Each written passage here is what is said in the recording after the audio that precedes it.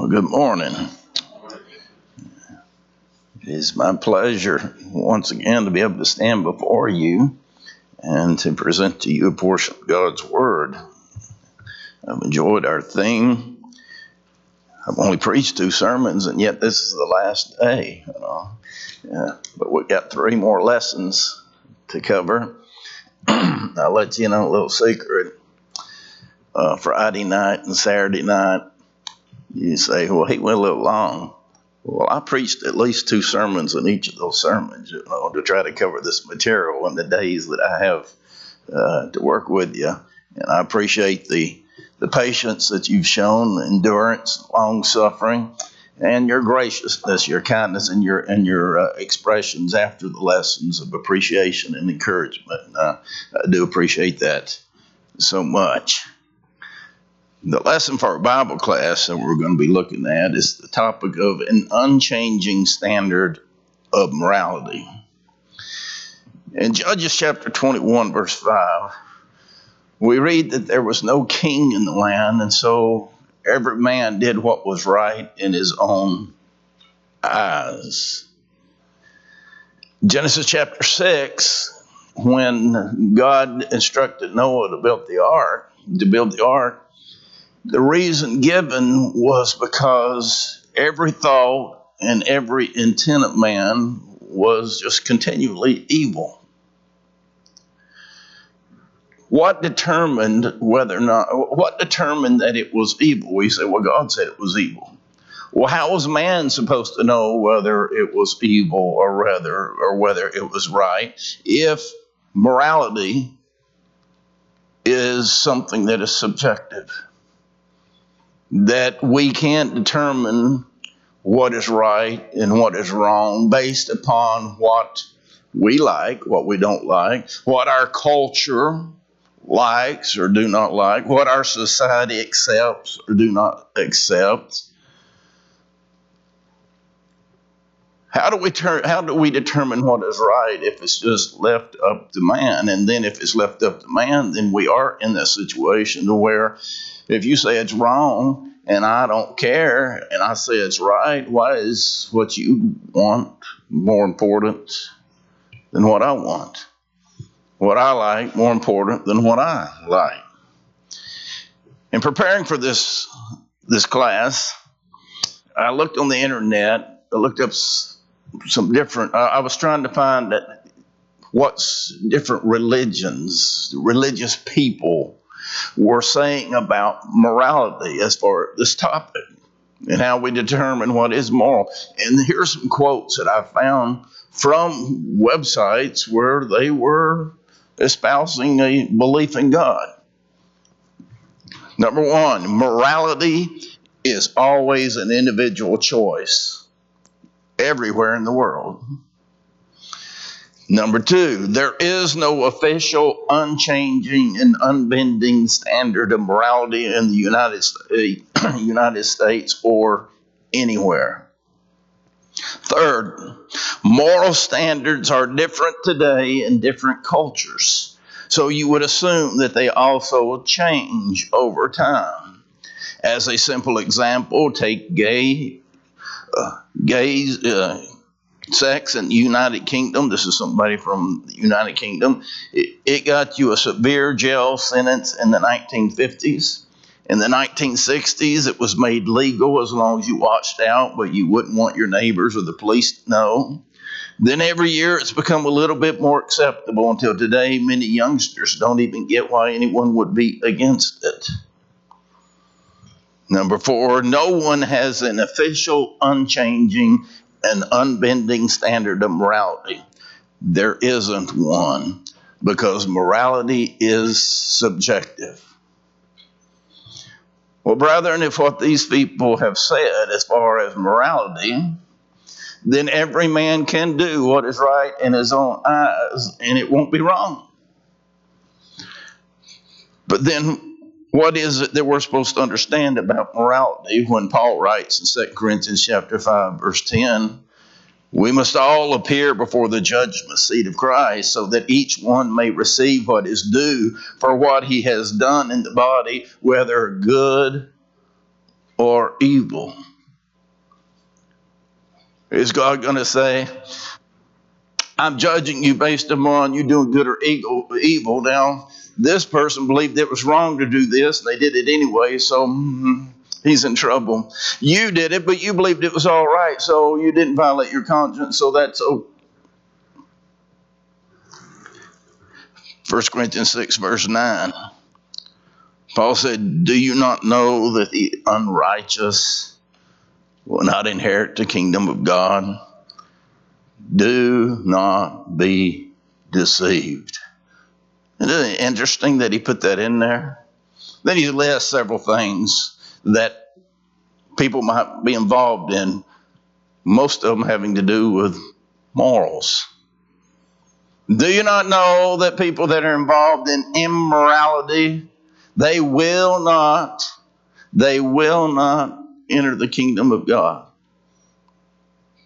Don't be deceived. Don't allow someone to cause you to believe otherwise. Isaiah 5:20, woe to those who call evil good and good evil. Brethren, if moral laws change, how can we know what God accepts? What will determine what is moral and immoral? Will it be left up to our society, to our culture, to our individual conscience? Proverbs 12, verse 15, we read, the way of the fool is right in his own eyes. Is there a never-changing standard? Or did God just say, did he give individual commands? He'd say, now, concerning this act of morality, based upon which time and culture, society, your conscience that you're living in, it can vary as to what's right and wrong. So I hope you can figure it out during your life. Because if you don't do it right, then you're going to be punished for it. Did he just say, this is what I want? Now I hope you can figure out in your society what I'll accept. In Revelation chapter 21, in verse 8, there are several sins that are listed there that John tells us will cause those people involved in those sins to be cast into the lake of fire and brimstone. In that list is the act of murder. When did murder become wrong in God's eyes? Now, he never said, thou shalt not murder, until we get to the Ten Commandments in Exodus chapter 20 and verse 13. A couple of thousand years or so after the earth was created. So everything before that, it was okay to murder. God did not say, don't murder. And yet, Genesis chapter 4, verse 8, we read that Cain rose up against Abel, his brother, and he killed him. Well, that says he said he killed him. Not all killing is murder. All murder is killing. Murder means the life of an innocent person has been taken. But God used the word kill here as far as the translators are concerned in our King James, and American Standard, and some others. But in 1 John chapter 3, the Apostle John in verse 2 spells it out plainly for us when he tells us Cain murdered his brother. Okay, so God identified what Cain did to Abel back at the beginning when he first created and these first two siblings came into this world. That when Cain killed Abel, that he murdered his brother. Now, God had not said, thou shalt not kill, and yet it's referred to as a murder. When did it become wrong to commit adultery? Because God never said anything about not committing adultery until, again, the Ten Commandments, Exodus 20, verse 14, you shall not commit adultery. So everything in between, then it was okay until God specifically said, don't commit adultery. How were people supposed to know? Well, in Matthew chapter 19, the Pharisees came to Jesus and they were testing him. They were trying to trap him, and they're asking a question about putting your wife away. Matthew 19, verse 3, it says, is it lawful to put away your wife for just any reason? Now, Jesus says in verse 4, have you not read? Have you not read what? The law of Moses? No. We know that the law of Moses says, thou shalt not commit adultery, but he didn't take them to the law of Moses, which they were living under. Have you not read that he who made them at the beginning made them both man and wife, man and woman, that the man should leave his father and mother and should cleave to his wife? And what God has joined together, let not man put asunder. And I say to you, verse 9 of Matthew 19, I say to you, whoever divorces his wife except for sexual immorality and marries another commits adultery, and whoever marries her who's divorced commits adultery. You see, they go back, they just want to go as far as Moses. And when Jesus says, have you not read? He takes them to the beginning about, they say, we want to know how to get a divorce. And Jesus said, well, here's the answer to that. Stay married.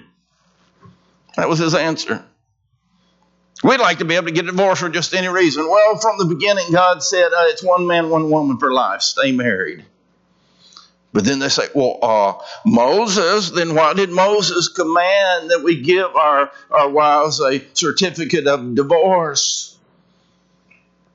And Jesus says, because of the hardness of your hearts. Now they said, why did Moses make this commandment? Jesus says, because of the hardness of your heart, Moses permitted it. But from the beginning, it was not so.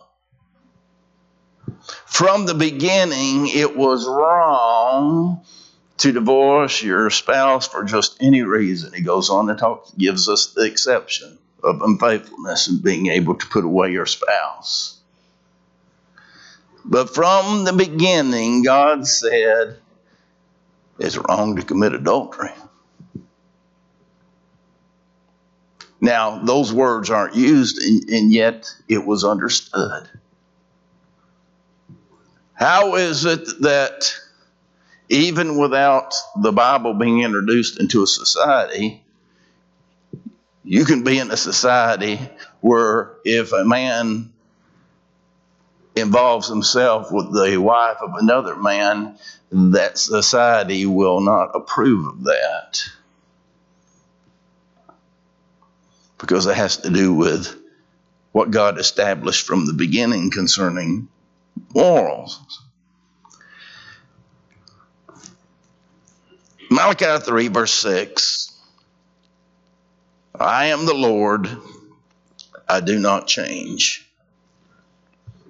The theme for our gospel meeting here, Hebrews 13, verse 8, Jesus Christ, the same yesterday, today, and forever. God does not change, and somebody might be thinking, but things did change in the Bible. You see, when God first created man, he talked directly to the heads of the homes, the patriarchal age. And during that time of worshiping God, God required animal sacrifices.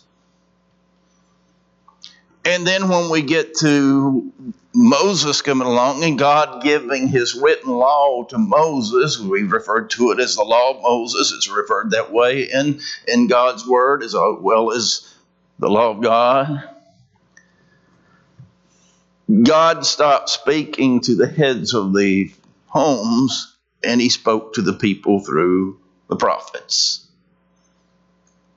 And he also required worship that involved animal sacrifices. It involved specifically coming together to worship on the Sabbath, the first day of the seventh day of the week. But then we come to the Christian age, when Jesus comes and he gives us his law, the law of Christ, the gospel. In the Christian age, God speaks to us through his Son, and for us through his Son, which is through his word that he gave us, his gospel. And we no longer offer animal sacrifices. That's not required of us. And we meet on the first day of the week. And so somebody say, now see, these things changed. Well, that had to do with the worship of God and what he required during those dispensations. But when it came to those things that are moral laws, they were the same in every dispensation. Just like it's wrong to murder today in the Christian age, it was wrong to murder during the time of Moses. It was wrong to murder from the day of creation. Just like it's wrong to commit adultery today in the Christian age, it was wrong to commit adultery during the time of Moses. And it was wrong to commit adultery from the beginning, as Jesus established. Sometimes people look at things like modesty, and they'll say, well, that's determined based on the society, because you remember that, I can remember history tells us there was a time where if a woman showed her ankle, then she was sinning. Well, the standards of society do change. But what if the standard of society as it is today decides that we can show a whole lot more than what God approves of? That's what society accepts. You see, what Paul says is that we become all things to all people so that we might win some. Meaning that if the society requires that we do more than what God requires, and it not being sinful to do that, then we'll do that to be able to fit in and be able to teach people. But if society says that we should do less than what God would have us to do, and it violates his standards, his will, then we must obey God rather than man.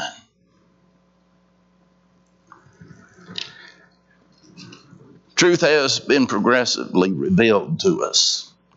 Galatians chapter 3, verse 23 and 24. But before faith came, we were kept under guard by the law, kept for the faith, which would afterwards be revealed. Therefore the law was our tutor to bring us to Christ, that we might be justified by faith. But after faith has come, we're no longer under a tutor. What's Paul saying? He's saying that God did not give us a complete understanding of what his plan was for man all at once. It came in stages. It came during the patriarchal age.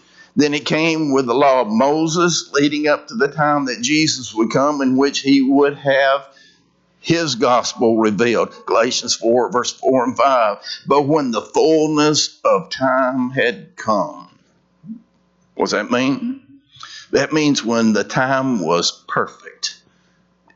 Perfect in what way? It was perfect in every way. It was perfect as far as man's education and understanding his relationship with God. It was perfect in the sense of man's being able to progress in the things that they had done as far as physically, the building of streets. During this time, the Roman Empire had taken over, and they'd done nothing, but they built roads. That was one of the things that they wanted to be known for, to make it easy to travel. And think about it.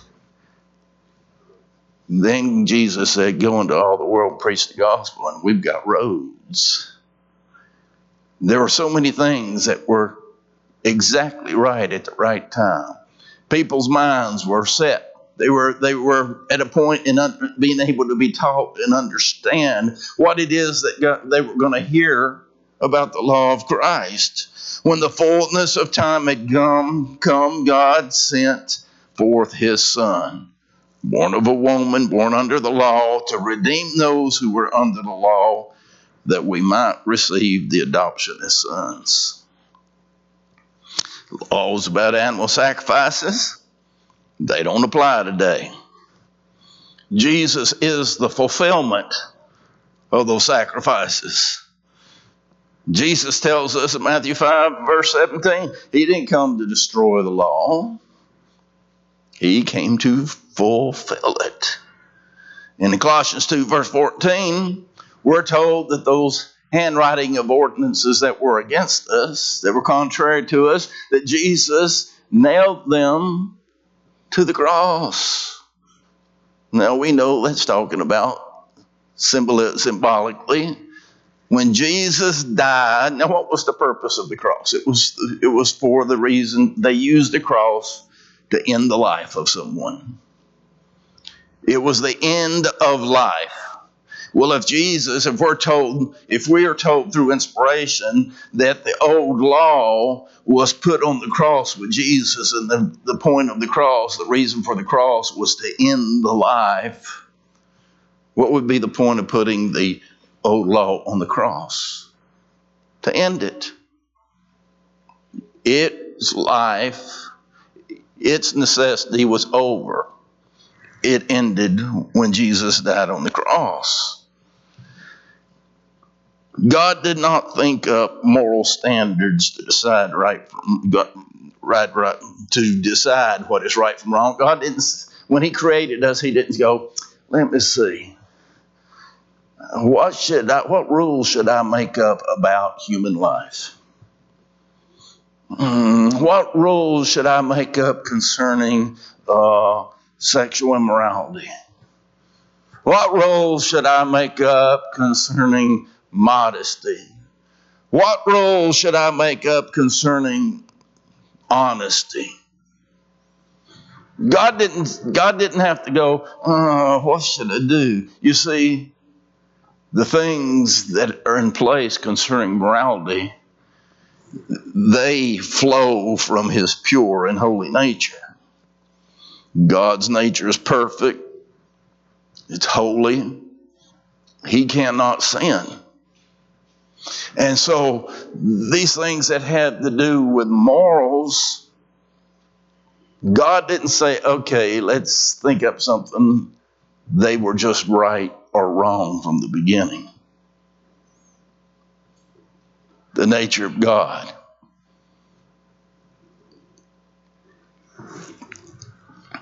It's impossible for God to contradict Himself. It's impossible for God to act inconsistent with His own nature. Hebrews 6 verse 18 tells us God cannot lie. Why not? It goes against His nature. And that which goes against God's nature is going to be something that is going to be morally wrong for us to be involved in.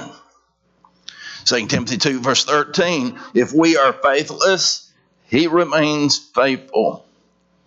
He cannot deny Himself. God's nature is unchanging. His standard is absolute. God cannot sin, therefore His standard is objective. God's character and His moral standards have never changed, and it's impossible for them to change. And based upon that, brethren, we have an unchanging standard of morality. It never changes. Now, you know what is, during the few minutes that I have here, one of the things that seems to be the most difficult in my relationship in talking about morals, my brethren understand, well, no, we shouldn't lie. I get that. Shouldn't steal. Shouldn't commit adultery. Shouldn't murder. Oh, that's even though some may fall into that, nobody's defending it. But when it comes to things like when Paul teaches in writing to Timothy, let a woman adorn herself in modest apparel. Well, that depends on, as I stated earlier, society and what society accepts. So God said, dress modestly. I hope you can figure out what that means. Dress in modest apparel, and it applies to both men and women as far as when we look at how God, if all he said was dress modestly, that would be a problem. But you see, let's go all the way back to the beginning. You see, because morals began at the beginning. I mean, God talked about modesty at the beginning. You remember Adam and Eve, when he first created them, they were without any clothes. Why? Because they were without sin. They didn't know the difference between right and wrong. They just knew what God told them to do, and they were happy to do it. But then when Eve was tempted, and she partook of that fruit of the tree that God forbade them to take, her eyes were open, and she knew the difference between right and wrong. She had sinned. Gave the fruit to her husband, and he ate of that fruit. And when their eyes were open, what did they realize? Well, we're naked. And they were embarrassed, obviously, because they attempted to, and how would they know what to even cover? You see, that's the nature that God put in us to understand that it's wrong to expose our nakedness. And so they made themselves some of their own clothes out of some fig leaves. The Hebrew word says it was a apron. Probably covered more than what most of the modern day swimsuits cover. And they hear God coming through the garden, as the Bible explains it, and they hide. And when God calls out for Adam, and finally he speaks up, he says, "Here I am." And, "Well, why are you hiding?" "Because I heard you coming, and I hid because I was naked." Now think about this. He said he was naked, and yet he had clothing on. He'd made himself a covering. And God didn't say, "Well, no, Adam, I realize you don't have enough on, but you have clothing on. You're not naked. You've got something covering you there." No, God said, "Who told you you were naked?" See, he agreed with him. You know what that tells us? That tells us that even though we may have part of our body covered, we could still be, according to the definition of God, exposing our nakedness.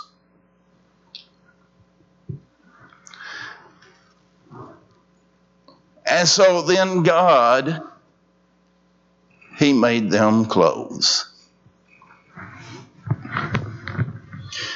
Well, it's just one man and one woman, and they're married. God married them. It's a husband and a wife. And we know there's nothing wrong with a husband and wife seeing each other without clothing. And yet God put clothing on them. Why? Well, because he knows they're going to be fruitful and multiply. And there would be other people that would come along. And he's establishing the standard from the beginning of morality when it comes to modesty. And what did he make them? The Hebrew tells us that he made them robes.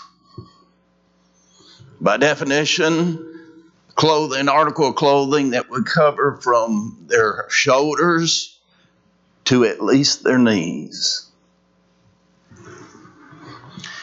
Well, isn't that a lot of clothes just for a husband and wife? The point is, it's not going to always just be a husband and wife. And when somebody says, "Well, that's just ridiculous," you got to think about something. God said, we got to cover your nakedness, and that's what he made for them. You think he just threw something together without any thoughts in it. It doesn't matter whether it's a little bit longer or a little bit shorter. Just what he's going to do. He's going to make sure that nakedness is covered. From the beginning, God established the standard of what needs to be covered as far as nakedness. Just being in a person's underwear. When Jesus was resurrected, and Peter and John, they're out fishing, and Peter had taken his outer garment off to where he had his undergarment, but he's shirtless, and they realize the Lord is on the shore. Now, the Bible actually says that he grabbed his outer garment because he was naked. Well, he still had clothing on, but he was naked in the sense that nakedness was exposed. And he put his outer garment on because he knew it was not appropriate for him to go into the public there where other people would be on shore, exposing himself that way. What I'm trying to establish here, well, whether it be modesty or any other act that has to do with morality, moral laws never change. What God established from the beginning as far as what's right and wrong morally has never changed. And so today, what was immodest from the beginning is immodest today. What was modest from the time that God created clothing and covered man and woman is what is modest today. What was wrong as far as sexual immorality then is wrong today. As far as honesty, if it was wrong then, it's wrong today. If it was right then, it's right today. Moral laws never change. Why is that? Because God's nature never changes. I change not. Now, this is a Bible class time, and I don't mind. We got a few minutes here if somebody has a question. Because my wife's here, and I'm going to let her answer it.